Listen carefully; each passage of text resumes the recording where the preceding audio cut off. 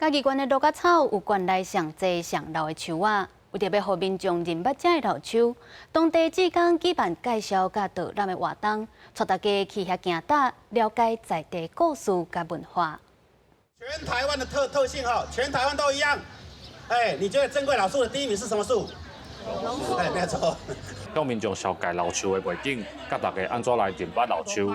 老树志工29早时，伫稻草乡的中路社区举办老树仔的巡礼活动，带民众看树仔学地方的历史。咱知影讲，原来是啥物啊树仔的条件就叫做老树。咱若树仔爱安怎保护，甲树仔安怎相处，咱就定秀。我感觉足趣味的哦。请一寡专家来介绍咱庄仔内一寡老树伊的历史、伊的由来，免怎个照顾，还有啥物病虫害，所以对咱这个社区的村民来讲是非常好的活动。嘉义县内有82丛登记的珍贵老树，其中稻草乡就有11丛。志工表示，老树的生长甲地方的文化、宗教也是生活拢有关联。你后面要甲伊保护，上基本的是爱熟悉。你也无法度熟悉这项物件，咱政府机关要杀后壁的物件，就足歹杀的。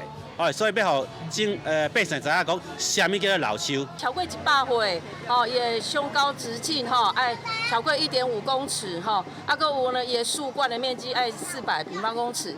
对于这个地形有一定的了解，嘛知影讲咧，咱这老树呢爱保护，会使呢对咱的在地呢了解咱的历史的传承。嘉义县农业处表示，过去这种老树保护的课程，拢是志工也是相关专业人士参加。这届头摆开放予民众参与，就是希望民众嘛会当有保护观念，做伙来替在地老树的保存尽一份力。